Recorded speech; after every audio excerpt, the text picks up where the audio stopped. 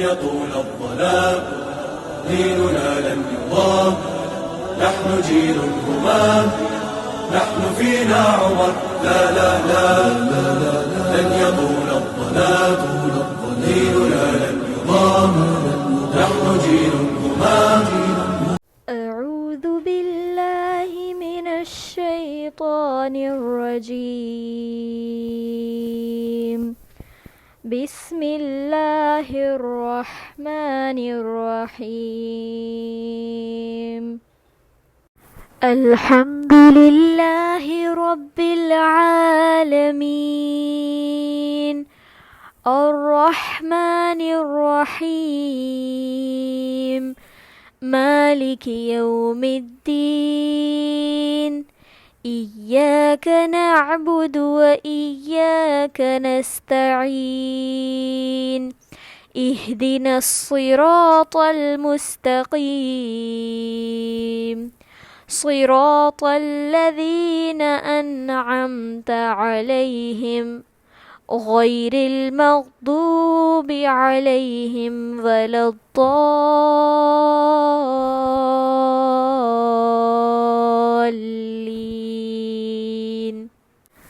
محمد رسول الله محمد رسول الله والذين معه أشداء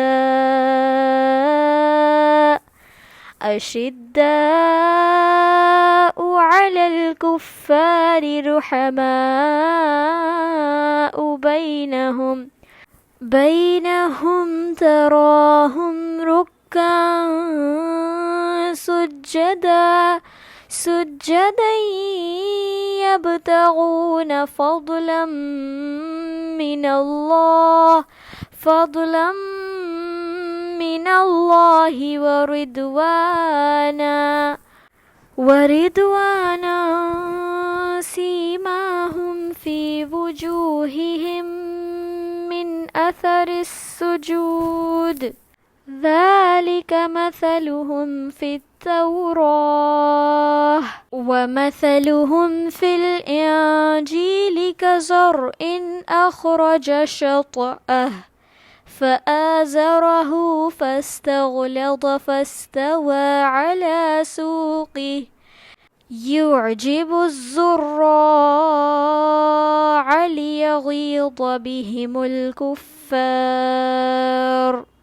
وعد الله الذين آمنوا وعملوا الصالحات منهم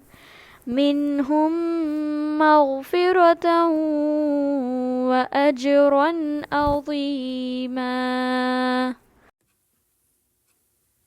اعوذ باللہ من الشیطان الرجیم. بسم اللہ الرحمن الرحیم. رب اشرح لی صدری ویسر لی امری واحلل عقدۃ من لسانی یفقہوا قولی. ربنا زدنا علما اللہم فقہنا فی الدین ربی یسر ولا تعسر وتمم بالخیر. الحمدللہ حضرت عمر فاروق رضی اللہ تعالیٰ عنہ کے بارے میں ہم لوگ پڑھ رہے تھے.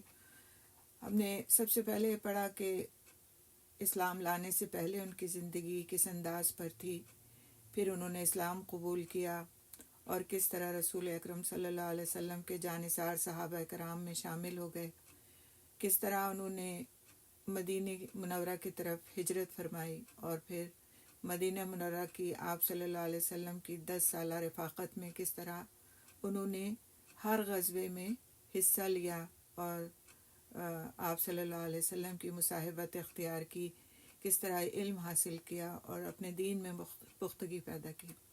پھر حضرت ابوبکر صدیق رضی اللہ تعالیٰ عنہ کے زمانے میں ان کی وفاداری ہمارے سامنے آتی کہ وہ کس طرح حضرت ابوبکر رضی اللہ تعالیٰ عنہ کی رائے سے اتفاق کرنے والے، ان کو صحیح مشورے دینے والے اور ان کے ساتھی بنے رہے.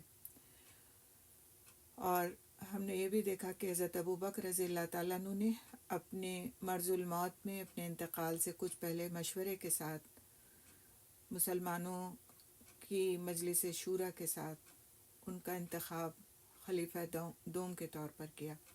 اور انشاءاللہ تعالیٰ اب ہم جو واقعات اور حالات اور کچھ ایسے قصے پڑھیں گے جو واقعی بہت سبق آموز ہیں، وہ حضرت عمر رضی اللہ تعالیٰ عنہ کے دور خلافت کے ہیں، کہ جب خلافت ان کو مل گئی، جب وہ خلیفہ بن گئے، تو پھر انہوں نے کس طرح عدل و انصاف قائم کیا، کس طرح اسلامی مملکت کو، اسلامی حکومت کو وسعت دی، کس طرح لوگوں کو اخلاق کی تعلیم دی، کس طرح زہد اور تقوی کے ساتھ اپنی زندگی بسر کی۔ تو ان کی ان ساری خوبیوں کو ہم چند قصوں کے آئینے میں دیکھیں گے اور انشاءاللہ تعالیٰ اس سے سبق حاصل کریں گے۔ سیدنا فاروق اعظم کی مبارک زندگی اسلامی تاریخ کا وہ روشن باب ہے جس نے ہر تاریخ کو پیچھے چھوڑ دیا۔ آپ نے حکومت کے انتظام و انصرام، بے مثال عدل و انصاف، عمال حکومت کی سخت نگرانی، رعایا کے حقوق کی پاسداری، اخلاص نیت و عمل، جہاد فی سبیل اللہ، زہد و عبادت، تقوی اور خوف و خشیت الہی اور دعوت کے میدانوں میں ایسے ایسے کارہائے نمایاں انجام دیے کہ انسانی تاریخ ان کی مثال پیش کرنے سے قاصر ہے۔ انسانی رویوں کی گہری پہچان، رعایا کے ہر فرد کے احوال سے بروقت آگاہی اور حق و انصاف کی راہ میں کوئی رکاوٹ برداشت نہ کرنے کے اوصاف میں کوئی حکمران فاروق اعظم کا ثانی نہیں ہے۔ آپ اپنے بے پناہ رعب و جلال اور دبدبے کے باوصف نہایت درجے سادگی، فروتنی اور تواضع کا پیکر تھے۔ آپ کا قول ہے کہ ہماری عزت اسلام کے باعث ہے، دنیا کی چکا چوند کے باعث نہیں۔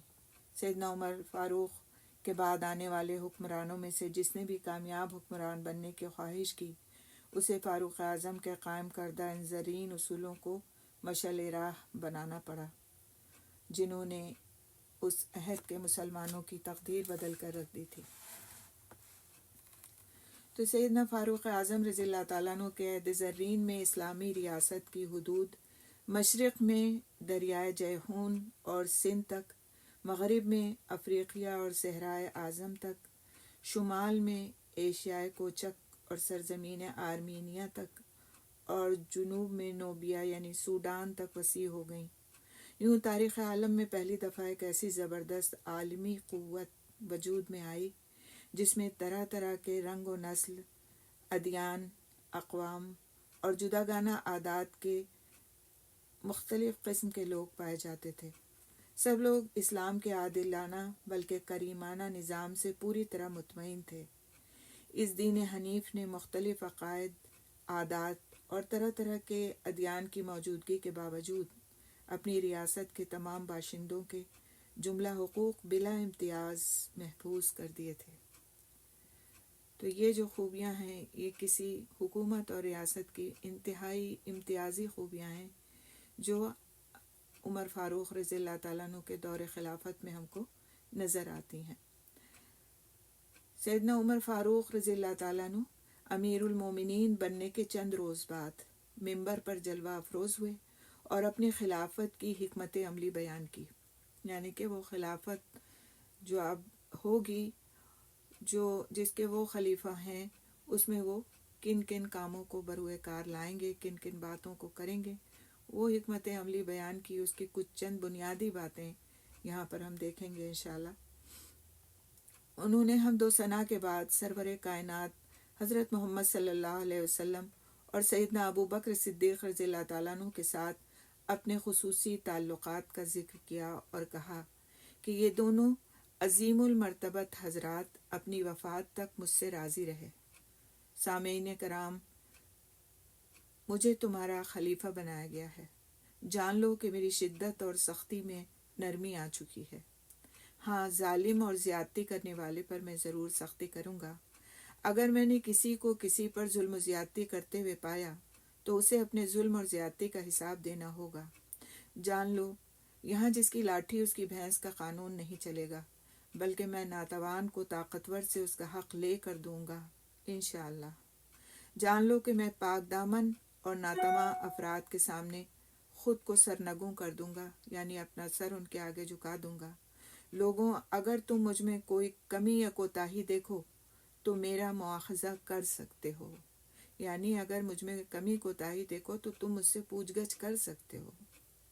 میں تمہارے خراج اور غنیمت کے اموال یعنی جو ٹیکسز آئیں گے اور مال غنیمت ہوگا صرف اللہ کے راستے میں خرچ کروں گا۔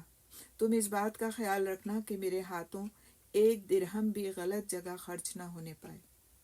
آپ دیکھیں حق کس کو دے رہے ہیں؟ جو ان کے لوگ ہیں، جو قوم ہے، اس کو یہ سارے حق دے رہے ہیں کہ اگر کمزور لوگ ہوں گے تو میں ان کے سامنے جھکا ہوا ہوں گا، لیکن اگر کوئی ظالم ہوگا، ظلم کر رہا ہوگا تو پھر اس کو اس کی سزا دی جائے گی۔ اور اسی طرح سے کوئی بھی میرے ہاتھ سے غلط خرچ ہو تو اس کے لیے تم میری پکڑ کر سکتے ہو۔ انشاءاللہ میں تمہارے عطیات اور تنخواہوں میں اضافہ کرتا رہوں گا، تمہاری سرحدوں کی حفاظت کروں گا۔ میں کوئی ایسا قدم ہرگز نہیں اٹھاؤں گا جس کے باعث تم میں سے کسی کو نقصان پہنچے۔ میں بہت لمبے عرصے کے لیے سرحدوں پر کسی فوجی کی ڈیوٹی نہیں لگاؤں گا۔ یہ ساری چیزیں انہوں نے لوگوں کے سامنے ایک طرح سے اپنے پہلے خطبے میں بتائیں اور لوگوں کو ایک اطمینان دلایا کہ وہ کس طرح سے خلافت کا منصب سنبھالنے کے بعد کام کریں گے۔ علامہ ابن سعد بیان کرتے ہیں کہ سیدنا ابو بکر صدیق رضی اللہ تعالیٰ عنہ 22 جمادی الثانی 13 ہجری منگل کی رات کو فوت ہوئے۔ اسی دن صبح کو سیدنا عمر رضی اللہ تعالیٰ عنہ نے بطور خلیفہ خطبہ دیا۔ سیدنا عمر رضی اللہ تعالیٰ عنہ نے خطبہ خلافت میں سب سے پہلی بات یہ کہی: اللہم انی شدید فلینی و انی ضعیف فقوینی و انی بخیل فسخنی۔ اے اللہ میں بہت سخت ہوں، مجھے نرم کر دے، کمزور ہوں، مجھے طاقت بخش دے، بخیل ہوں، مجھے سخی بنا دے۔ تو سبحان اللہ، اتنی ان کی یہ ایک خوبصورت سوچ تھی جس کے ساتھ انہوں نے خلافت کی باغ ڈور سنبھالی اور اس کو پوری طرح محنت کے ساتھ ان سارے امور کو انجام دیا جو ایک خلیفہ کی ذمہ داری ہوتے ہیں۔ ایک روایت کے مطابق سیدنا عمر رضی اللہ تعالیٰ عنہ نے جب خلافت کی باغ ڈور سنبھالی تو آپ نے لوگوں کو چند قیمتی نصیحتیں ارشاد فرمائیں: اللہ تعالیٰ مجھے اس حال میں نہ دیکھے کہ میں اپنے آپ کو ابو بکر صدیق کے برابر سمجھوں۔ اس کے بعد آپ ممبر کی 3 سیڑھیوں میں سے ایک سیڑھی نیچے آ گئے اور اللہ کے حمد و ثنا بیان کرنے کے بعد فرمایا: قرآن کی تلاوت کثرت سے کیا کرو، اللہ اس کے ذریعے تمہیں دنیا میں عزت عطا فرمائے گا۔ اس کی تلاوت کیا کرو، تم اہل قرآن میں شامل ہو جاؤ گے۔ نیز اس سے پہلے کہ تمہارے اعمال کا وزن کیا جائے تم خود ہی اپنے اعمال کا جائزہ لو۔ اس ہولناک دن کی تیاری کرو جس میں تمہیں اللہ کے سامنے پیش کیا جائے گا۔ اس دن کوئی چیز بھی اللہ سے چھپی نہیں رہ سکے گی۔ کسی کو اس کا حق دیتے وقت اللہ کی نافرمانی سے بچنا لازم ہے۔ میں اللہ کے اس عطا کردہ مسلمانوں کے مال میں اپنے آپ کو بالکل یتیم کی کفالت کرنے والے کی طرح سمجھتا ہوں۔ اگر میرے پاس کھانے کو ہوتا ہے تو اللہ کے اس مال کو ہاتھ بھی نہیں لگاتا، اور اگر نہ ہو تو اس میں سے بقدر ضرورت ہی لیتا ہوں۔ تو یہ اس طرح سے انہوں نے نصیحتیں کی اور لوگوں کو اچھے کاموں کی طرف، اچھے اعمال کی طرف، دین کی طرف رغبت دلائی۔ سیدنا عمر فاروق رضی اللہ تعالیٰ عنہ جو تھے وہ زبردست خطیب اور بہت عمدہ مقرر تھے۔ ایک اعلیٰ درجے کے خطیب میں جو صفات درکار ہوتی ہیں یعنی خطبہ دینے والے میں، وہ سب کی سب سیدنا عمر فاروق رضی اللہ تعالیٰ عنہ میں موجود تھیں۔ ان کی آواز بلند اور پرروب تھی، قد اتنا بلند تھا کہ زمین پر کھڑے ہوتے تو معلوم ہوتا تھا کہ ممبر پر کھڑے ہیں۔ اور سب سے بڑی بات جو خطیب کے کلام میں اثر پیدا کرتی ہے وہ یہ ہے کہ خطیب یا مقرر جو کچھ کہہ رہا ہے اس کی اپنی عملی زندگی اس پر شہادت دیتی ہے۔ سیدنا عمر فاروق رضی اللہ تعالیٰ عنہ ایسے ہی تھے کہ جو نصیحت کسی کو کرتے پہلے خود اسے اپنی ذات پر نافذ کرتے تھے، پہلے کرتے تھے اور پھر کہتے تھے۔ سیدنا عمر رضی اللہ تعالیٰ عنہ نے سلمان فارسی رضی اللہ تعالیٰ عنہ سے پوچھا: کیا میں بادشاہ ہوں یا خلیفہ؟ حضرت سلمان فارسی رضی اللہ تعالیٰ عنہ نے جواب دیا: اگر آپ نے کسی زمین کا خراج یعنی جو ٹیکس ہے، خواہ وہ 1 درہم سے بھی کم ہو لیا ہو اور پھر اسے غلط مصرف میں خرچ کیا ہو تو آپ بادشاہ ہیں، اور اگر ایسا نہ ہوا ہو تو پھر آپ خلیفہ ہیں۔ یہ سن کر سیدنا عمر رضی اللہ تعالیٰ عنہ آپ دیدہ ہو گئے، رونے لگے یہ بات سن کر کے ان کی کہ کہیں میں ایسا تو نہیں ہوں۔ اسی طرح کے واقعات ان کی زندگی کو یعنی کہ خوبصورت واقعات ہیں جس میں ہمیں بہت ساری اپنے لیے اتباع کرنے کی چیزیں ملتی ہیں۔ سیدنا عمر رضی اللہ تعالیٰ عنہ کے دور خلافت میں صحابہ کرام رضی اللہ تعالیٰ عنہم اجمعین کی سرکردگی میں ہونے والی فتوحات اس حقیقت پر شاہد ہیں کہ ان میں مختلف دین اور مذاہب کے احترام کو بہت ملحوظ رکھا گیا، مختلف ادیان اور مذاہب کے احترام کو بہت ملحوظ رکھا گیا، کسی کو بھی جبراً اسلام قبول کرنے کے لیے نہیں کہا گیا۔ اس کا اندازہ اس واقعے سے ہوتا ہے کہ ایک دن ایک بہت بوڑھی عیسائی عورت سیدنا عمر رضی اللہ تعالیٰ عنہ کے پاس کسی غرض سے آئی۔ آپ رضی اللہ تعالیٰ عنہ نے خیر خواہی کے ارادے سے کہا کہ تم مسلمان ہو جاؤ، تمہاری آخرت سنور جائے گی۔ یقیناً اللہ تعالیٰ نے محمد صلی اللہ علیہ وسلم کو حق اور سچ کے ساتھ مبعوث فرمایا ہے۔ یہ سن کر اس نے کہا کہ میں ایک بوڑھی عورت ہوں اور موت کے قریب ہوں۔ سیدنا عمر رضی اللہ تعالیٰ عنہ نے اس کی ضرورت تو فوراً پوری کر دی، لیکن بعد ازاں ان کے دل میں خیال گزرا کہ اس عورت کو اس موقع پر اسلام کی دعوت دینا، جبکہ وہ اپنی کسی ضرورت کے لیے خلیفہ وقت کے پاس آئی تھی، زبردستی کے زمرے میں تو نہیں آتا۔ یعنی اس کو کہیں ایسا نہ لگے کہ میں اسے دین پر لانا چاہ رہا ہوں، اس پر زبردستی کر رہا ہوں کیونکہ وہ اپنی ایک حاجت لے کر میرے پاس آئی ہے۔ تو انہوں نے اس کے لیے کثرت سے استغفار کیا اور اللہ تعالیٰ کی بارگاہ میں عرض کیا کہ اللہ تعالیٰ میں نے تو صرف اس کی رہنمائی کی ہے، اسے مجبور نہیں کیا ہے۔ سیدنا عبداللہ بن عباس رضی اللہ تعالیٰ عنہ فرماتے ہیں کہ سیدنا عمر رضی اللہ تعالیٰ عنہ حج کرنے مکہ آئے تو صفوان بن امیہ نے ایک بہت بڑے برتن میں، جسے کم سے کم 4 افراد اٹھا سکتے تھے، بہت سا کھانا تیار کرایا اور لوگوں کے سامنے رکھا۔ ان میں سیدنا عمر رضی اللہ تعالیٰ عنہ بھی شریک تھے۔ کھانے کے وقت جب نوکر اٹھ کر جانے لگے تو سیدنا عمر رضی اللہ تعالیٰ عنہ نے دریافت فرمایا کیا تم لوگ کھانا نہیں کھاؤ گے؟ یعنی جو لوگ اٹھا کے برتن لائے تھے، پکایا تھا انہوں نے، جب وہ سرو کر چکے تو وہ جانے لگے تو انہوں نے پوچھا کیا تم لوگ کھانا نہیں کھاؤ گے؟ تو سفیان بن عبداللہ نے عرض کیا کہ امیر المومنین ایسی بات نہیں، ہم لوگ بعد میں کھا لیں گے۔ یہ سن کر سیدنا عمر رضی اللہ تعالیٰ عنہ سخت ناراض ہوئے، ارشاد فرمایا اللہ تعالیٰ لوگوں کی حالت پر رحم کرے، کیا یہ ابھی تک طبقات میں بٹے ہوئے ہیں، یعنی مختلف کلاسز میں بٹے ہوئے ہیں؟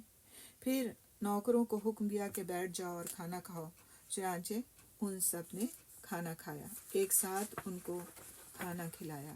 یہ بہت بڑی بات ہے کہ امیر المومنین نے اپنے ساتھ اس وقت جو خدام تھے ان کو کھانا کھلایا۔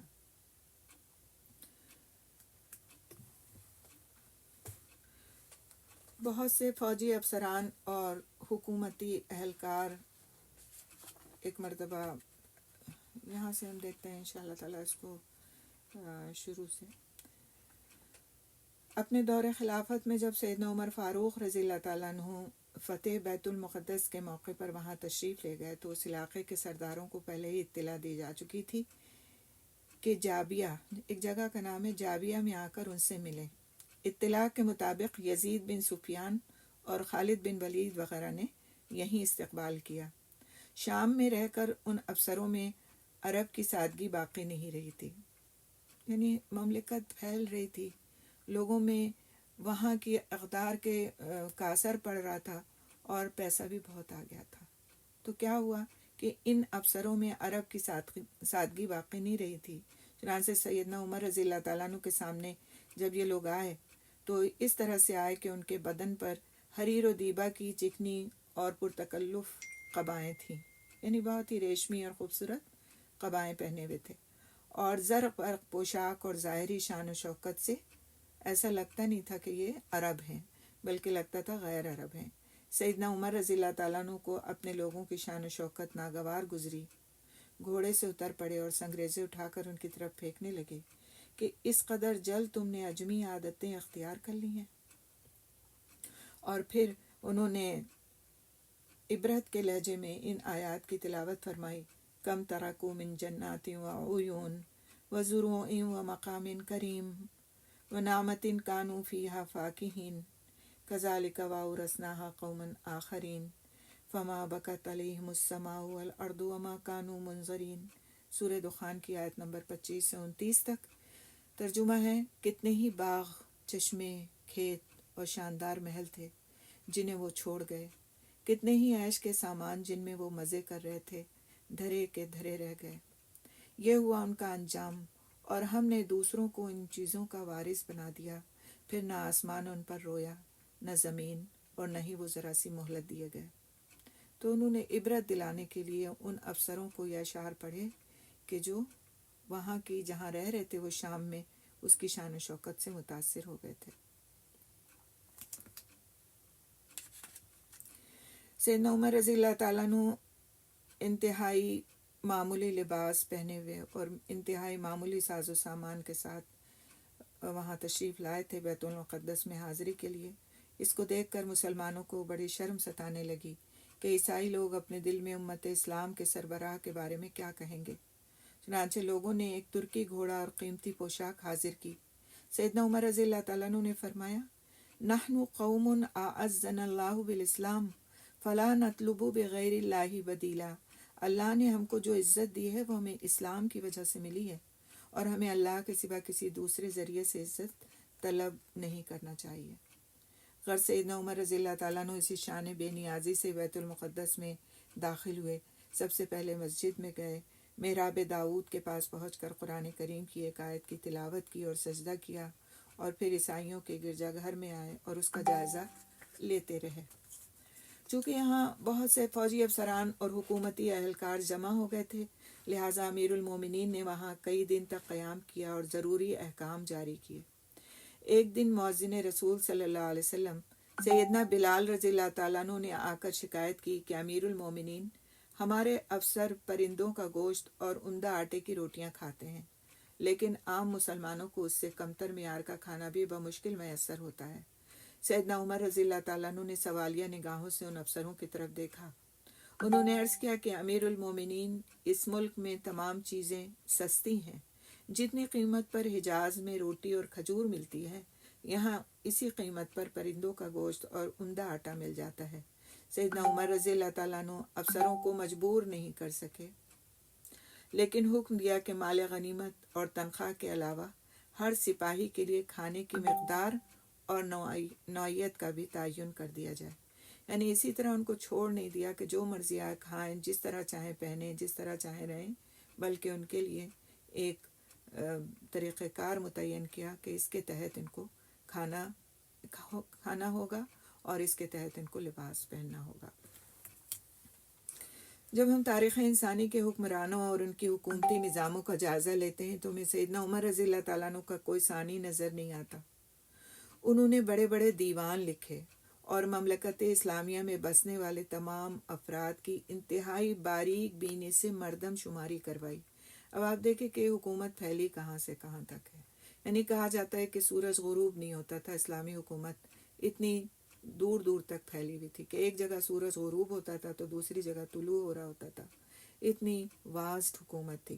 اس کے باوجود انہوں نے بڑی باریک بینی سے مردم شماری کرائی۔ مردم شماری آپ لوگوں کو پتہ ہے، سارا لکھا جوکھا جس کے بیس پر آج آپ کا پین کارڈ یا آپ کا کوئی کارڈ ہوتا ہے وہ بنتا ہے، تو وہ کرایا انہوں نے۔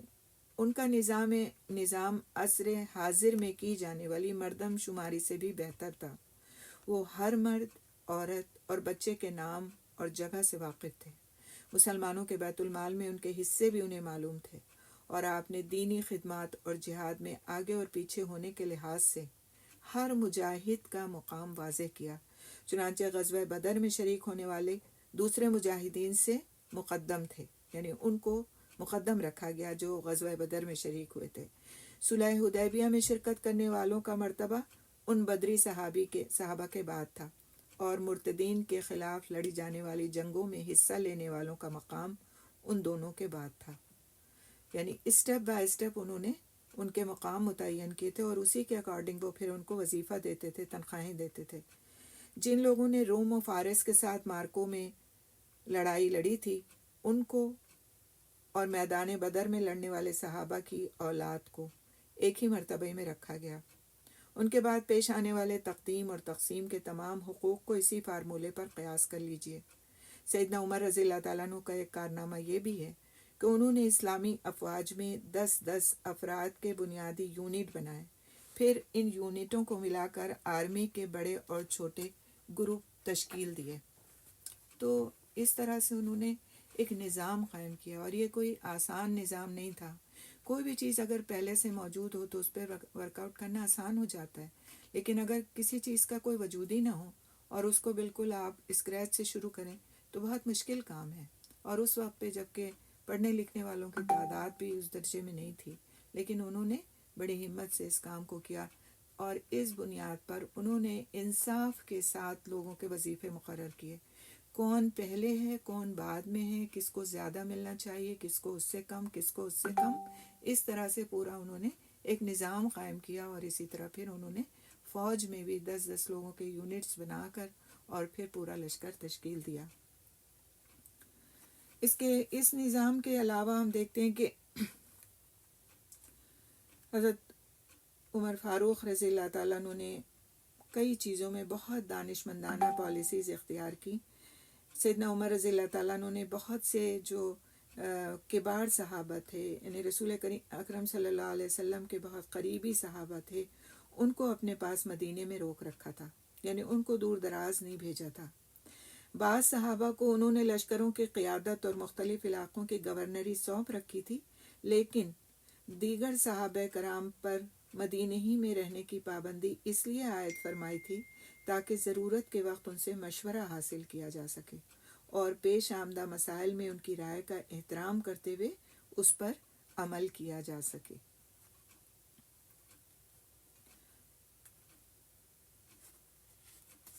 تو اس لیے انہوں نے کچھ صحابہ کرام کو جن کا درجہ بہت بڑا تھا، لیکن اس کے باوجود انہوں نے ان کو کوئی گورنر کا عہدہ یا بڑا عہدہ دے کر دور دور نہیں بھیجا، بلکہ ان سے مشورہ کرنے کے لیے اور ان سے مختلف مسائل کے حل کے وقت ان کی رائے مانگنے کے لیے ان کو مدینے پر ہی رکنے پر مجبور کیا کہ وہ مدینے میں رہیں اور اس طرح سے مشوروں میں شریک ہوں اور ان کو صحیح رائے دے سکیں۔ اور اسی طرح سے وہ کوئی بھی کام بس خود اپنی مرضی سے اٹھ کر نہیں کر لیتے تھے، بلکہ اس میں باقاعدہ مجلس شورا تھی جس کے مشوروں سے وہ کام کرتے تھے، اور ہمیشہ مشورے میں برکت ہوتی ہے، جماعت پر اللہ سبحانہ تعالیٰ کا ہاتھ ہوتا ہے، اور حضرت عمر فاروق رضی اللہ تعالیٰ عنہ نے اسی طریقہ کار کو اپنایا تھا۔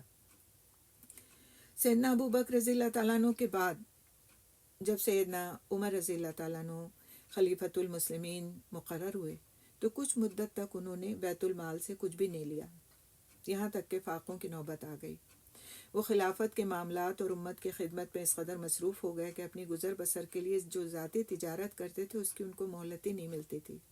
انہوں نے صحابہ کرام رضی اللہ تعالیٰ عنہ مجمعین کو جمع فرمایا اور اس سلسلے میں مشورہ طلب کرتے ہوئے فرمایا، میں نے خود کو رعایا کے معاملات اور مسائل کے لیے وقف کر دیا ہے، اب بتائیے کہ مجھے آپ حضرات کی طرف سے گزر بسر کے لیے بیت المال سے کس قدر معاوضہ لینے کی اجازت ہے۔ سبحان اللہ، ان کو اجازت لینے کی کیا ضرورت تھی؟ بیت المال ان کے اختیار میں تھا، جو چاہتے لے لیتے، لیکن انہوں نے اپنے آپ کو پیش کیا اور کہا کہ مجھے کس قدر معاوضہ لینے کی اجازت ہے۔ حضرت عثمان رضی اللہ تعالیٰ عنہ نے فرمایا، آپ خود کھا سکتے ہیں اور اپنے گھر والوں کو بھی کھلا سکتے ہیں۔ سعید بن زید بن عمر بن نفیل نے بھی یہی مشورہ دیا۔ سیدنا عمر رضی اللہ تعالیٰ عنہ نے سیدنا علی رضی اللہ تعالیٰ عنہ سے مشورہ طلب فرمایا تو انہوں نے کہا، آپ دوپہر اور شام کا کھانا کھا سکتے ہیں۔ تو سیدنا عمر رضی اللہ تعالیٰ عنہ نے یہ مشورہ قبول فرما لیا۔ بعد ازاں سیدنا عمر رضی اللہ تعالیٰ عنہ نے ارشاد فرمایا، اے لوگو، میں نے اپنے لیے اللہ تعالیٰ کے مال سے صرف اس قدر روا رکھا ہے جتنا ایک یتیم کا نگران یتیم کے مال سے اپنے لیے روا رکھتا ہے۔ اگر میں کچھ مالدار ہو گیا تو بیت المال سے خرچہ لینا چھوڑ دوں گا، اگر حاجت مند رہا تو ضرورت کے مطابق لوں گا۔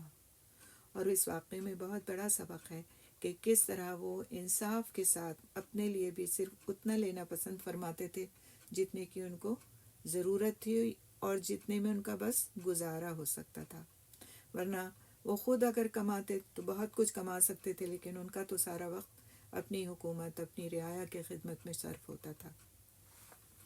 اسی طرح سے اسلامی ماہ و سال اور تاریخ کی ابتدا ہجرت مدینہ سے ہوئی، اور یہ ایسی ترقی تھی جس کی اسلامی تہذیب میں بڑی عظیم الشان اور منفرد اہمیت ہے۔ تو سب سے پہلے جس ہستی نے سن ہجری کا آغاز کیا، ہجری کیلنڈر کا، یعنی وہ سیدنا عمر فاروق رضی اللہ تعالیٰ عنہ تھے۔ سن ہجری کی ابتدا کے بارے میں مختلف روایات وارد ہوئی ہیں، لیکن ابتدا کس نے کی ہے؟ وہ ہیں حضرت عمر فاروق رضی اللہ تعالیٰ عنہ۔ اسی طرح آپ دیکھیں مردم شماری کی ابتدا کس نے کی تھی؟ حضرت عمر فاروق رضی اللہ تعالیٰ عنہ نے، اور پھر سن ہجری کا آغاز بھی حضرت عمر فاروق رضی اللہ تعالیٰ عنہ نے کیا۔ سیدنا عمر فاروق رضی اللہ تعالیٰ عنہ ایک دن کسی کام میں مصروف تھے کہ ایک آدمی آیا اور کہا کہ امیر المومنین میرے ساتھ چلیے اور میری مدد کیجیے، فلاں آدمی نے مجھ پر زیادتی کی ہے۔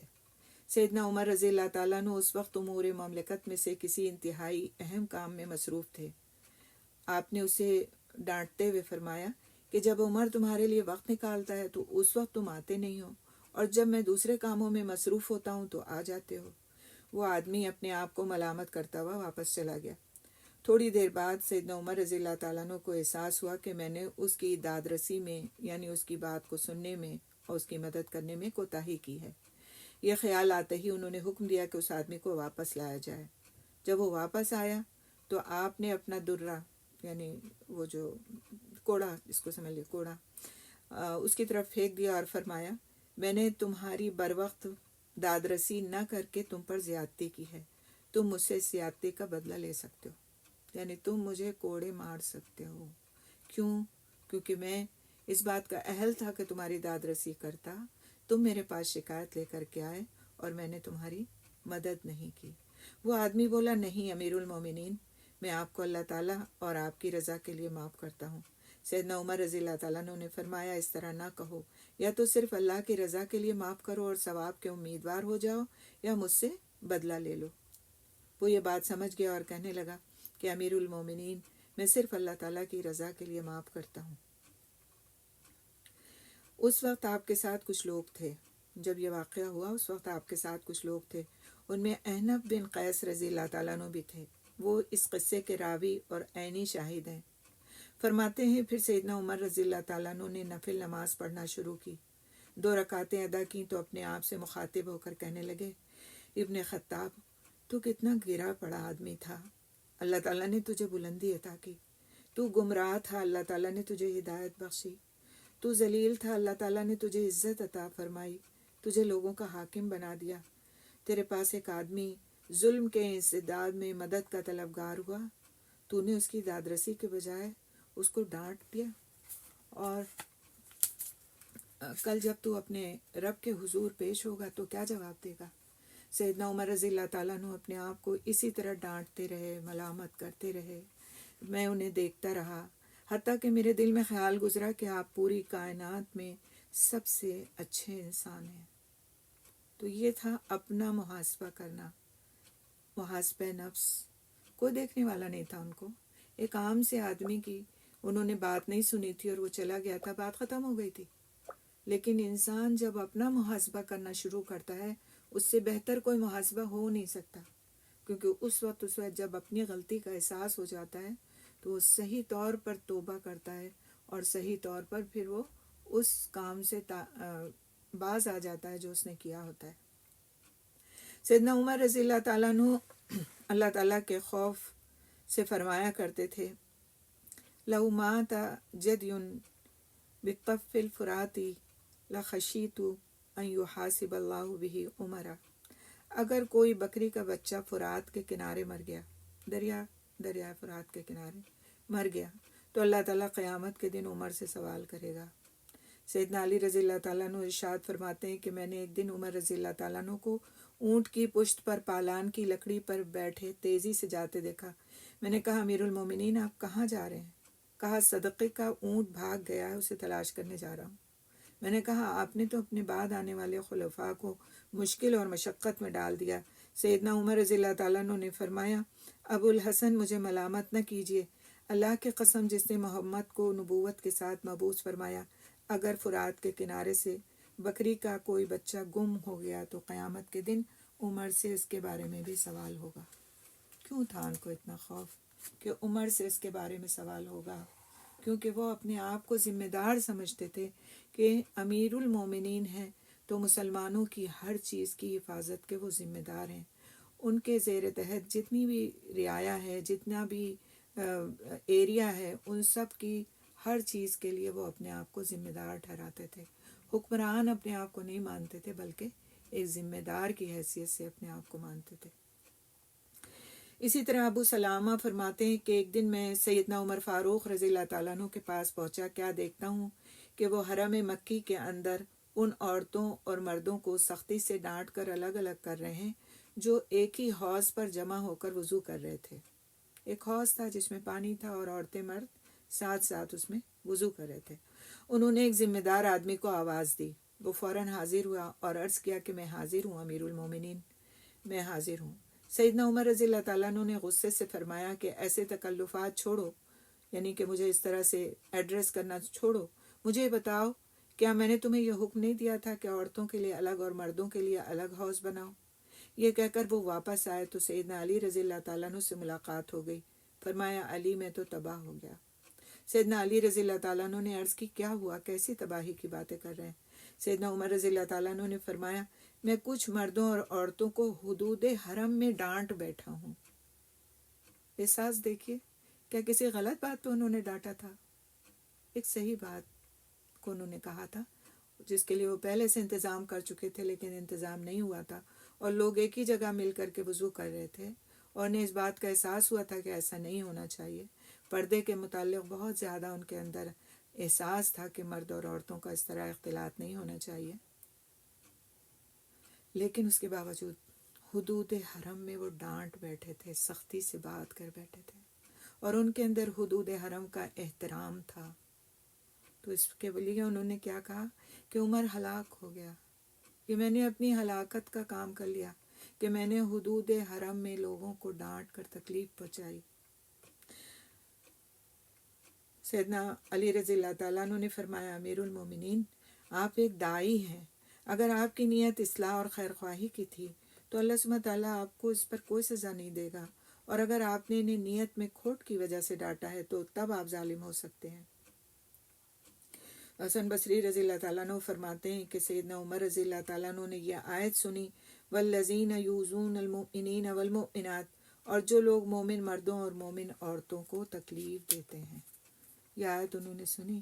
آیت کا سننا تھا کہ وہ پریشانی اور اضطراب کی حالت میں مدینے کی گلیوں کے چکر کاٹنے لگے اور پھر سیدنا ابی بن کعب کے گھر تشریف لے گئے. وہ تکیہ لگائے بیٹھے تھے. انہوں نے وہ تکیہ سیدنا عمر رضی اللہ تعالیٰ عنہ کے سامنے پیش کر دیا اور کہا امیر المومنین اس پر تشریف رکھیے.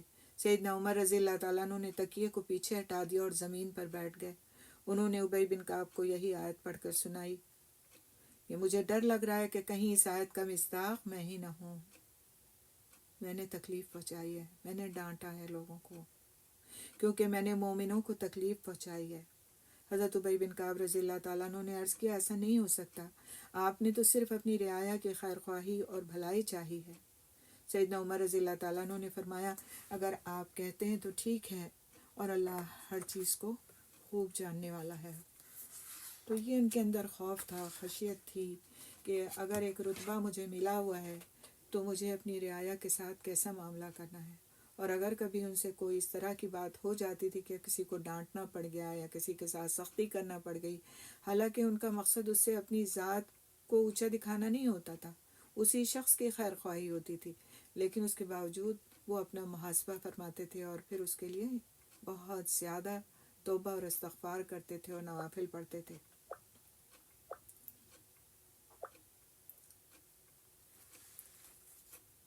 سیدنا عمر رضی اللہ تعالیٰ عنہ کا معیار زندگی جو تھا وہ عام لوگوں جیسا تھا. وہ عام لوگوں جیسا ہی کھاتے تھے. انہیں ایسا کھانا قطعاً پسند نہیں تھا جو سب لوگوں کو میسر نہ ہو. اکثر روزہ رکھتے تھے. عام الرمادہ کے ایام میں ایک مرتبہ قحط پڑ گیا تھا. ان دنوں کی بات ہے کہ ان دنوں میں ان کے لیے تیل سے بنا ہوا سرید لایا جاتا. وہ اسے بخوشی تناول فرماتے تھے. ایک دن کچھ اونٹ ذبح کیے گئے. لوگوں کو کھلانے سے پہلے گوشت کا عمدہ حصہ جو کوہان اور جگر کے لمبے ٹکڑوں پر مشتمل تھا الگ کر لیا گیا. اسے سیدنا عمر رضی اللہ تعالیٰ عنہ کی خدمت میں پیش کیا گیا. آپ رضی اللہ تعالیٰ عنہ نے دریافت کیا یہ ٹکڑے کہاں سے آئے؟ لوگوں نے عرض کیا کہ امیر المومنین یہ ان اونٹوں سے لیے گئے ہیں جو آج ہم نے ذبح کیے تھے. آپ نے بہت تعجب کیا اور فرمایا اگر میں یہ عمدہ اور لذیذ گوشت کھا لوں جبکہ عام لوگوں میں اس سے کم عام لوگ جو ہیں وہ اس سے کمتر گوشت کھا رہے ہیں تو میں کتنا برا حکمران ہوں گا۔ پھر فرمایا یہ برتن اٹھا لو اور میرے لیے کوئی اور سادہ کھانا لے آؤ۔ آپ کے خدمت میں روٹی اور زیتون کا تیل لایا گیا۔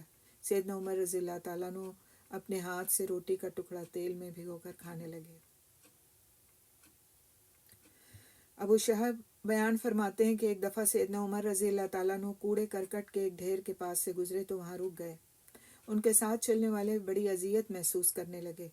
اس پر سیدنا عمر رضی اللہ تعالیٰ عنہ نے فرمایا یہ ہے وہ تمہاری دنیا جس کے پیچھے تم بھاگتے ہو اور اس کے نہ ملنے پر روتے ہو۔ سیدنا عمر رضی اللہ تعالیٰ عنہ کو بیت اللہ کا طواف اس حالت میں کرتے دیکھا گیا کہ ان کے تہبند میں 12 پیوند تھے، ان میں سے ایک پیوند چمڑے کا تھا۔ تو یہ ان کے اندر انکساری تھی اور اپنی ذات کے لیے کچھ بھی نہ رکھنے اور نہ استعمال کرنے کا ایک ان کا جو تھا ایک اعلیٰ مزاج تھا۔ جنگ قادسیہ کی فتح کے بعد بہت ہی سبق آموز سا ایک یہ قصہ ہے۔ جنگ قادسیہ کی فتح کے بعد سیدنا سعد بن ابی وقاص رضی اللہ تعالیٰ عنہ نے کسریٰ کا تاج، سیدنا سعد بن ابی وقاص رضی اللہ تعالیٰ عنہ جو تھے وہاں بھیجے گئے تھے اس جنگ کے اندر، تو انہوں نے وہاں سے کسریٰ کا تاج، تلوار، پٹکا، قمیص، شلوار اور موزے سیدنا عمر رضی اللہ تعالیٰ عنہ کی خدمت میں مدینہ منورہ ارسال کر دیے۔ اور قیصر و کسریٰ اس زمانے کے اہم بادشاہ تھے۔ ایران اور روم کی حکومتیں اس وقت کی اہم حکومتیں تھیں، اور جب وہاں فتح ہوئی تو جو وہاں کا بادشاہ تھا کسریٰ، اس کا سامان سیدنا سعد بن ابی وقاص رضی اللہ تعالیٰ عنہ نے مدینہ منورہ بھیج دیا۔ یہ فتح کوئی معمولی فتح نہیں تھی، اس سے اہل فارس کی کمر ٹوٹ گئی تھی۔ فرمایا اس مال کو مسجد نبوی میں رکھو اور انصار و مہاجرین رات کو اس مال پر پہرا دیں۔ صبح ہوئی تو سیدنا عباس بن عبد المطلب اور سیدنا عبد الرحمن بن عوف کے ہمراہ حضرت عمر رضی اللہ تعالیٰ عنہ مسجد میں تشریف لائے۔ وہاں کسریٰ کی استعمال کرنے والی چیزوں کا ڈھیر لگا ہوا تھا۔ ان میں سونے اور چاندی کے زیورات، یاقوت، زبرجد اور چمکتے ہوئے موتی اور قیمتی لباس تھے جو نگاہوں کو خیرہ کر رہے تھے۔ اس ساز و سامان پر سیدنا عمر فاروق رضی اللہ تعالیٰ عنہ کی نگاہ پڑی تو رونے لگ گئے۔ لوگوں نے کہا امیر المومنین آج رونے کا دن تو نہیں، آج تو شکر ادا کرنے اور خوشی کا دن ہے۔ سیدنا عمر رضی اللہ تعالیٰ عنہ نے اللہ تعالیٰ کے حضور عرض کیا کہ اے اللہ، تو نے اپنے رسول کو یہ مال و متاع نہیں دیا، نہ ابو بکر کے دور خلافت میں ایسا ہوا، حالانکہ وہ دونوں مجھ سے بہت زیادہ عزت دار اور تیرے محبوب تھے۔ اب تو نے یہ سب کچھ میرے عہد خلافت میں دے دیا ہے۔ اے اللہ یہ مال و دولت دنیا ہمارے لیے کہیں کوئی آزمائش نہ ہو۔ یہ کہنے کے بعد سیدنا عمر رضی اللہ تعالیٰ عنہ زار و قطار رونے لگے۔ لوگ آپ کی گریہ و زاری دیکھ کر آپ پر طرز کھانے لگے۔ جب سیدنا عمر رضی اللہ تعالیٰ عنہ کو قرار آیا تو لوگوں نے کہا کہ امیر المومنین اس مال و دولت کو بیت المال میں جمع کر دینا چاہیے۔ سیدنا عمر فاروق رضی اللہ تعالیٰ عنہ نے اس تجویز سے اتفاق نہیں کیا اور فرمایا جس قوم میں مال و دولت دنیا زیادہ ہو جاتا ہے ان میں باہمی لڑائیاں اور خانہ جنگی شروع ہو جاتی ہے۔ انہوں نے عبد الرحمن کو حکم دیا کہ میں تمہیں قسم دے کر کہتا ہوں کہ شام ہونے سے پہلے پہلے ان تمام چیزوں کو بیچ کر اس کی قیمت حاجت مند لوگوں میں تقسیم کر دو۔ سیدنا عمر فاروق رضی اللہ تعالیٰ عنہ نے نظر اٹھا کر لوگوں کی طرف دیکھا۔ ان میں سب سے قداور اور بھاری بھرکم جسم والے شخص سراقہ بن مالک بن جاشم مدلجی تھے۔ آپ نے فرمایا سراقہ کھڑے ہو جاؤ اور کسریٰ کے بازوؤں کے کنگن پہن کر دکھاؤ۔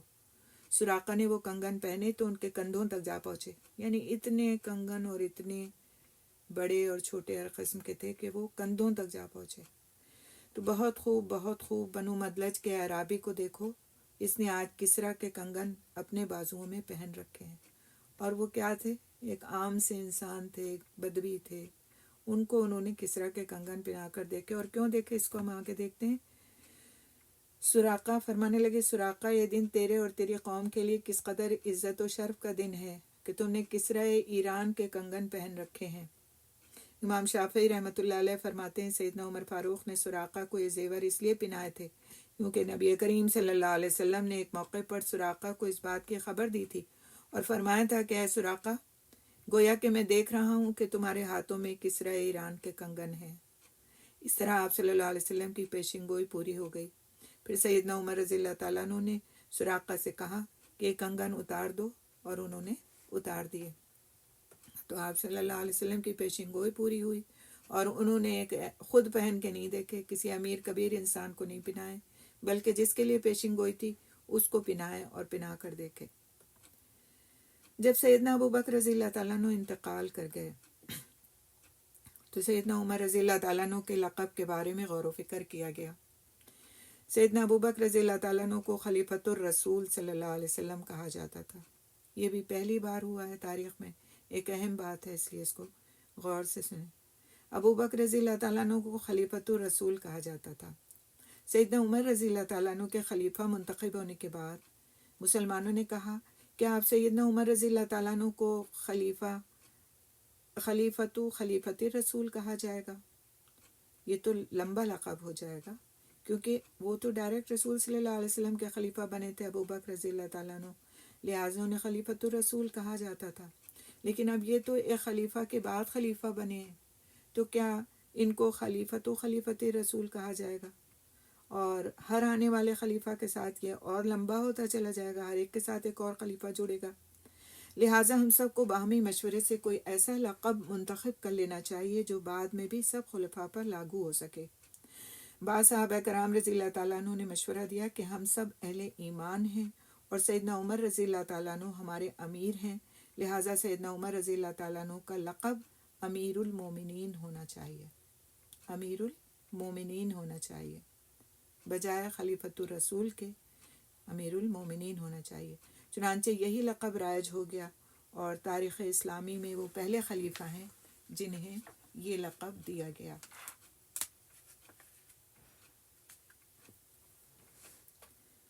اور ہم کچھ واقعات دیکھیں گے انشاءاللہ تعالیٰ جو ان کے زہد پر، ان کے تقوی پر دلالت کرتے ہیں۔ عبد الرحمن رضی اللہ تعالیٰ عنہ بیان کرتے ہیں کہ ایک دفعہ میں سیدنا عمر رضی اللہ تعالیٰ عنہ کے پاس گیا۔ سیدنا عمر رضی اللہ تعالیٰ عنہ کی ایک اونٹنی تھی، وہ اسی اونٹنی کا دودھ پیا کرتے تھے۔ ایک دن ان کے غلام نے انہیں دودھ کا پیالہ دیا تو یہ دودھ سیدنا عمر رضی اللہ تعالیٰ عنہ کو اچھا نہیں لگا۔ چنانچہ خادم سے دریافت فرمایا، سچ بتاؤ کہ یہ دودھ کہاں سے لائے ہو؟ اس نے کہا، امیر المومنین، اونٹنی کا بچہ اچانک کھل گیا، وہ آپ کی اونٹنی کا سارا دودھ پی گیا، چنانچہ میں نے آپ کو بیت المال کی ایک اونٹنی کا دودھ پلا دیا۔ سیدنا عمر رضی اللہ تعالیٰ عنہ نے فرمایا، اللہ تمہیں ہدایت دے، یہ تم نے کیا کر دیا؟ میں اس کو اپنے لیے جائز نہیں سمجھتا۔ اب میں اپنے لیے اس دودھ کی حلت کے سلسلے میں، یعنی حلال ہونے کے سلسلے میں کہ میرے لیے جائز تھا یا نہیں تھا، لوگوں سے مشورہ کروں گا۔ سبحان اللہ، کس قدر اللہ تعالیٰ کی خشیت ہے۔ اس دودھ کے لیے لوگوں سے مشورہ کروں گا۔ بیت المال کس کا ہے؟ کس کے حوالے ہے؟ کس کے پاس ہے؟ کس کو پتہ ہے خادم کے علاوہ کہ آپ نے کیا پیا، کیا کھایا ہے؟ چنانچہ انہوں نے صحابہ کرام رضی اللہ تعالیٰ عنہ کے سامنے یہ معاملہ رکھا تو سب نے بالاتفاق یہ فتویٰ دیا کہ نہ صرف بیت المال کی اونٹنی کا دودھ آپ کے لیے حلال تھا بلکہ اس کا گوشت بھی حلال ہے۔ مگر سیدنا عمر فاروق رضی اللہ تعالیٰ عنہ کے تقویٰ کا یہ عالم تھا کہ اپنے حق کے باوجود ان سہولیات سے فائدہ اٹھانے کے لیے تیار نہیں تھے۔ سیدنا عمر فاروق رضی اللہ تعالیٰ عنہ ایک دفعہ بیمار ہوئے تو طبیبوں نے بطور علاج شہد پینے کا مشورہ دیا۔ مفتوحہ علاقے سے آیا ہوا شہد بیت المال میں موجود تھا، مگر انہوں نے شہد پینے سے انکار کر دیا۔ انہوں نے لوگوں کو جمع کیا اور ممبر پر تشریف لائے اور لوگوں سے شہد پینے کی اجازت مانگی اور کہا، اگر تم لوگ مجھے شہد پینے کی اجازت دو تو ٹھیک ہے، ورنہ میرے لیے ناجائز ہے۔ کیونکہ بیت المال کس کا تھا؟ لوگوں کا تھا، ان کا اپنا پرسنل نہیں تھا۔ چیزیں اس میں جو جمع ہوتی تھیں، جو صدقات اور چیزوں کی شکل میں چیزیں آتی تھیں، وہ سب کچھ لوگوں کا ہوتا تھا۔ لہٰذا وہ یہ اچھی طرح سمجھتے تھے کہ اس پر میرا اختیار نہیں ہے، اس پر لوگوں کا اختیار ہے۔ ان کی اجازت کے بغیر میں اس سے کوئی بھی چیز استعمال نہیں کر سکتا۔ لوگ سیدنا عمر رضی اللہ تعالیٰ عنہ کی یہ بات سن کر انتہائی متاثر ہوئے اور ان کا زہد دیکھ کر ان پر رقت طاری ہو گئی اور آپس میں کہنے لگے، اے امیر المومنین، آپ کی خوبی اللہ تعالیٰ ہی کی طرف سے ہے۔ آپ نے تو اپنے بعد آنے والوں کے لیے بہت سخت معیار قائم کر دیا ہے۔ چنانچہ سب لوگوں نے ان کو شہد پینے کی اجازت دی اور اس کے بعد انہوں نے شہد استعمال کیا۔ ایک دن سیدنا عمر رضی اللہ تعالیٰ عنہ نے اپنے خطبے میں یہ کلمات ارشاد فرمائے، ایھا الناس اسمعوا واطیعوا، اے لوگوں ولی الامر کی بات سنو اور اس کی اطاعت کرو۔ یہ ہمارے دین کا شعار ہے نا، کہ جو ولی الامر ہے، جو ہیڈ ہے، اس کی بات کو سنا جائے اور اس کی اطاعت کی جائے۔ وہی بات حضرت عمر رضی اللہ تعالیٰ عنہ نے دہرائی۔ اسی دوران ایک شخص کھڑا ہوا اور سیدنا عمر رضی اللہ تعالیٰ عنہ کی بات کاٹتے ہوئے بولا کہ امیر المومنین، کوئی سمع و اطاعت نہیں ہوگی، یعنی کہ نہ کوئی بات آپ کی سنی جائے گی اور نہ اطاعت کی جائے گی۔ تو سیدنا عمر رضی اللہ تعالیٰ عنہ نے نرمی سے پوچھا، اے اللہ کے بندے کیوں؟ اس نے کہا، اموال غنیمت میں سے ہم سب کے حصے میں تن ڈھانپنے کو صرف ایک چادر آئی ہے، اس چادر سے کرتا تیار نہیں ہو سکتا تھا، لیکن آپ کے حصے میں آنے والی چادر سے آپ کی قمیص کیسے تیار ہو گئی؟ سیدنا عمر رضی اللہ تعالیٰ عنہ نے فرمایا، بس یہیں رک جاؤ، اس بات کا جواب میں نہیں کوئی اور دے گا۔ پھر اپنے بیٹے کو آواز دی تو عبداللہ بن عمر رضی اللہ تعالیٰ عنہ آگے آ گئے۔ انہوں نے وضاحت کی کہ ایک چادر سے میرے والد محترم کی قمیص مکمل نہیں ہو سکی، اس لیے میں نے اپنے حصے کی چادر اپنے والد کو دے دی تاکہ ان کی قمیص مکمل ہو جائے۔ یہ وضاحت سن کر صحابہ کرام رضی اللہ تعالیٰ عنہ مجمعین مطمئن ہو گئے، اور اس سوال کرنے والے نے وضاحت سن کر بڑے احترام اور عاجزی سے عرض کیا، امیر المومنین الآن السمع والطاعۃ، یا امیر المومنین، امیر المومنین اب آپ جو کچھ حکم دیں گے ہم سمع و اطاعت کے لیے تیار ہیں۔ تو آپ دیکھیں کہ انہوں نے کس طرح کے معاشرے کی تشکیل کی تھی۔ وہ اپنے خطبے میں جو یہ بات فرمایا کرتے تھے کہ میرا مواخذہ تم لوگ کر سکتے ہو اگر میں کوئی چیز غلط استعمال کروں، تو اس کا انہوں نے عملی نمونہ پیش کر دیا کہ اگر کسی کو شک تھا تو اس نے کہا نہیں، ہم آپ کی بات نہیں سنیں گے، نہیں مانیں گے۔ جب وضاحت دی انہوں نے، اس کو کلیئر کیا، تو یہاں سے بڑے اہم اصول پتہ چلتے کہ کسی بات پر ہو جانے والی غلط فہمی کو اسی وقت صفائی کر کے اور اس کو کلیئر کر لینا چاہیے، تاکہ نہ دوسرے کے دل میں بدگمانی رہے اور نہ انسان کے اپنے دل میں خلش رہے۔ جیسا کہ ہمیں پتہ ہے کہ حضرت عمر رضی اللہ تعالیٰ عنہ ایک بہت لمبے چوڑے شخص تھے، یعنی کہ جب کہتے ہیں کہ وہ کھڑے ہوتے تھے تو لگتا تھا ممبر پر کھڑے ہیں، حالانکہ وہ ممبر پر نہیں، زمین پر کھڑے ہوتے تھے، اور سواری پر بیٹھتے تھے تو ان کے پیر سواری سے نیچے زمین پر لگ رہے ہوتے تھے۔ تو وہ لمبائی اور چوڑائی میں پورے ایک مکمل ترین شخصیت تھی، ان کی ایک باروب شخصیت تھی، اور ظاہر ہے اس حساب سے ان کو زیادہ کپڑے کی ضرورت تھی اپنی قمیص کے لیے، جو ان کے بیٹے نے اپنے حصے کی چادر دے کر پوری کر دی تھی۔ رسول اکرم صلی اللہ علیہ وسلم کے چچا سیدنا عباس بن عبد المطلب رضی اللہ تعالیٰ عنہ کا مدینہ طیبہ میں گھر تھا۔ ان کے گھر کا ایک پرنالہ سیدنا عمر رضی اللہ تعالیٰ عنہ کے راستے میں پڑتا تھا۔ ایک دفعہ جمعے کے روز سیدنا عمر رضی اللہ تعالیٰ عنہ وہاں سے صاف ستھرے کپڑے پہن کر گزر رہے تھے، ان پر اس پرنالے سے خون کے چھینٹے پڑے۔ دراصل اس روز سیدنا عباس رضی اللہ تعالیٰ عنہ کے گھر میں 2 چوزے ذبح کیے گئے تھے اور ان کا خون پرنالے میں تھا۔ جب اس پر پانی بہایا گیا تو چھینٹے اڑ کر سیدنا عمر رضی اللہ تعالیٰ عنہ کے کپڑوں پر جا پڑے۔ ظاہر سی بات ہے انہیں اس پر شدید غصہ آیا اور انہوں نے حکم دیا کہ اس پرنالے کو اکھاڑ دیا جائے۔ چنانچہ حکم کی تعمیل ہوئی۔ سیدنا عمر رضی اللہ تعالیٰ عنہ واپس گھر آئے اور جو کپڑے خراب ہو گئے تھے انہیں اتار کر نیا لباس پہنا، مسجد میں آئے اور لوگوں کو نماز پڑھائی۔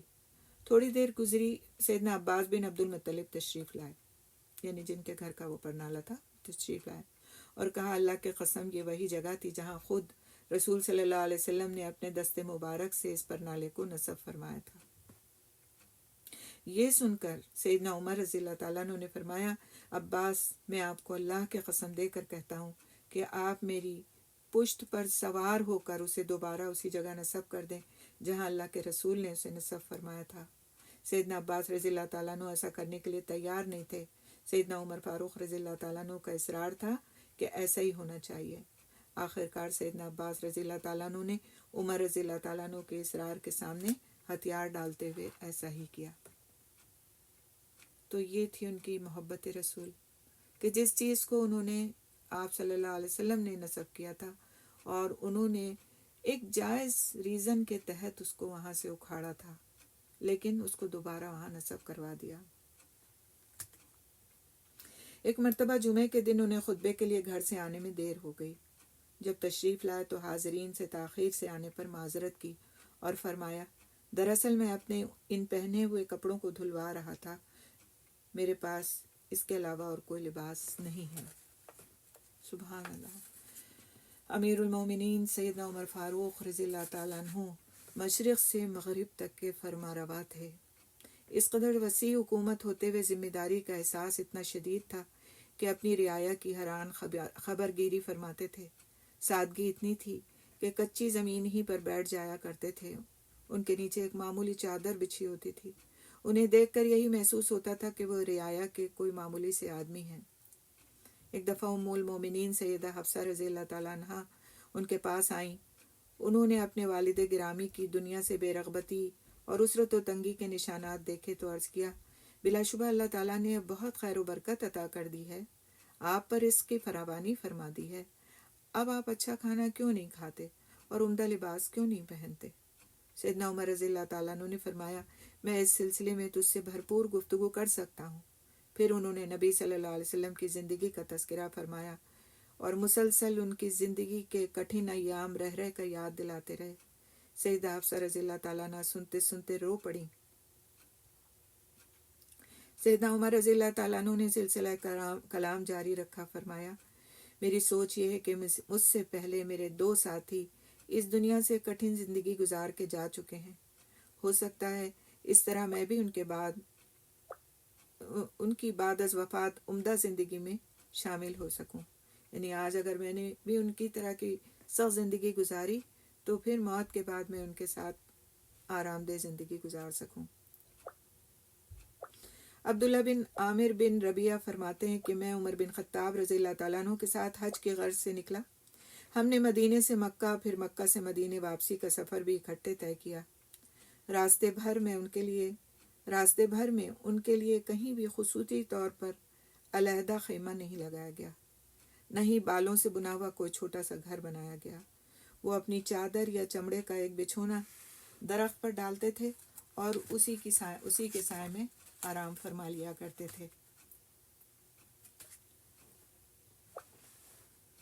ایک دفعہ سیدنا عمر رضی اللہ تعالیٰ عنہ کے پاس کچھ چادریں اور کھانے پینے کا سامان آیا۔ سیدنا عمر رضی اللہ تعالیٰ عنہ نے حکم دیا کہ سب تقسیم کر دیا جائے۔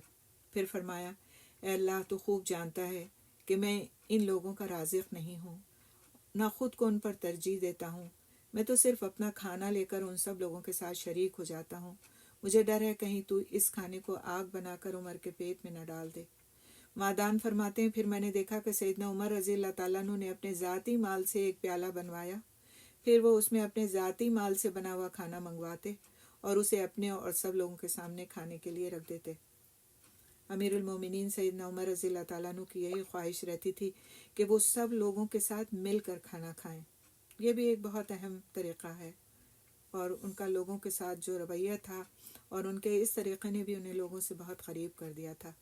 وہ ان کی کیا خواہش ہوتی تھی کہ وہ سب لوگوں کے ساتھ مل کر کھانا کھائیں، کیونکہ اس میں بہت سے معاشرتی فوائد مضمر تھے۔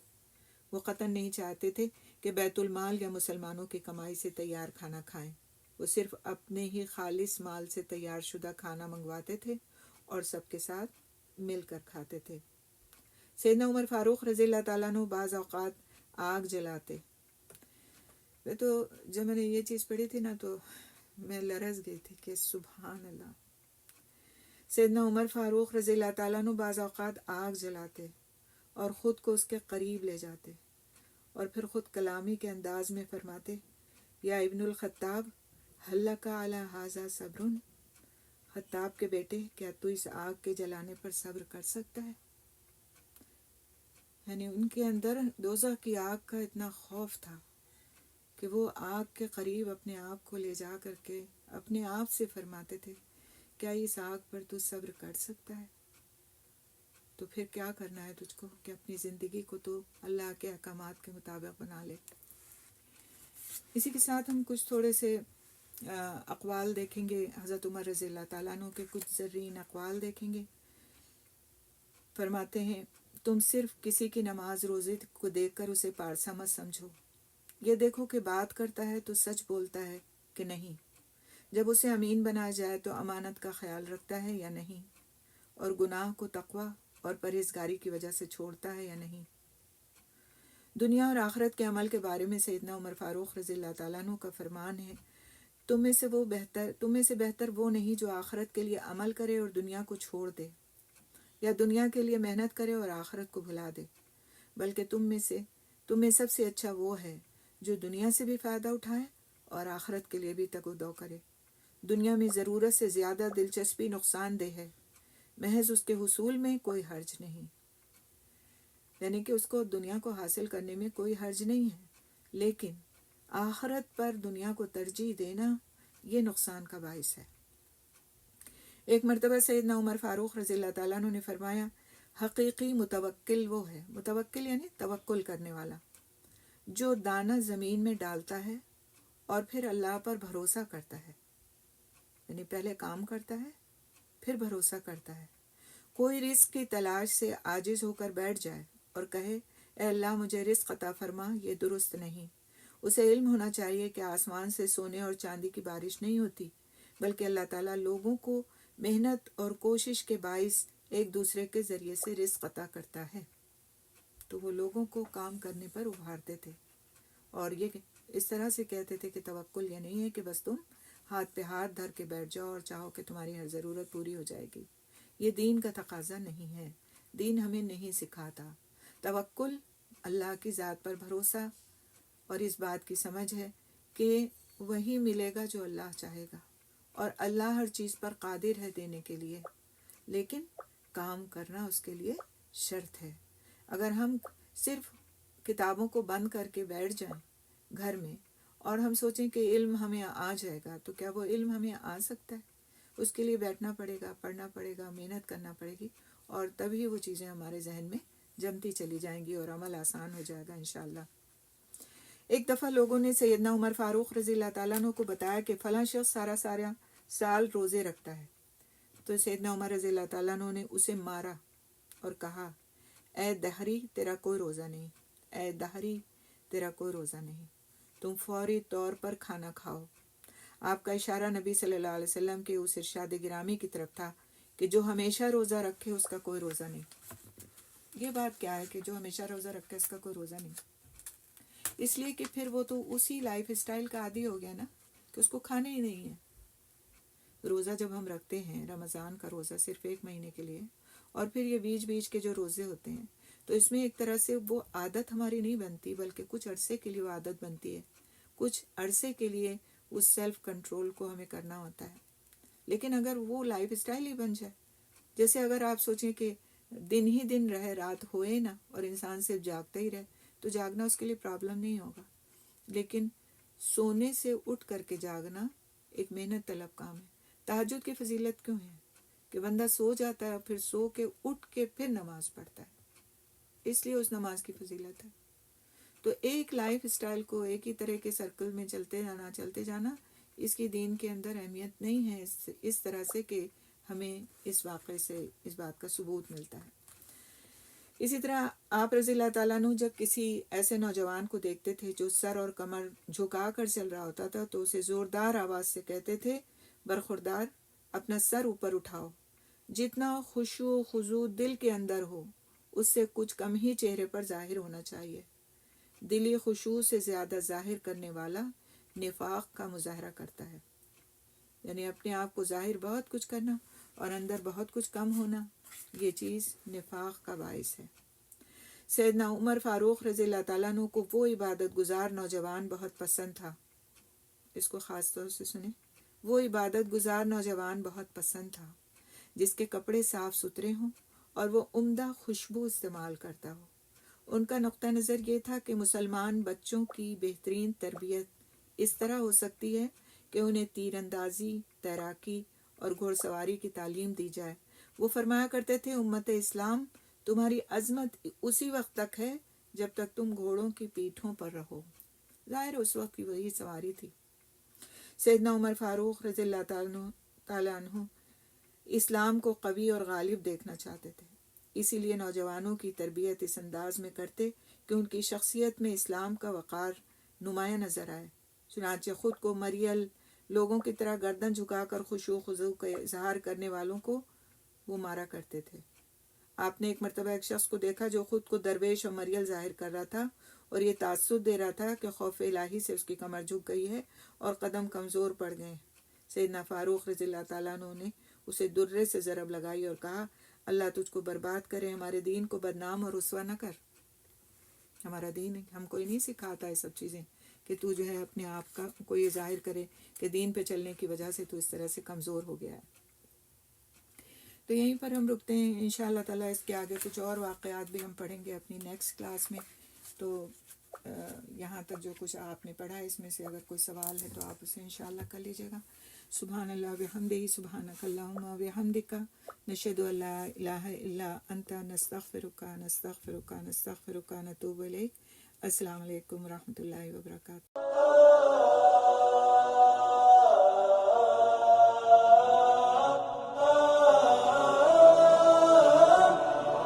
لا لن يطول الظلام، ديننا لن يضام، نحن جيل همام، نحن فينا عمر، لا لا لا لا لا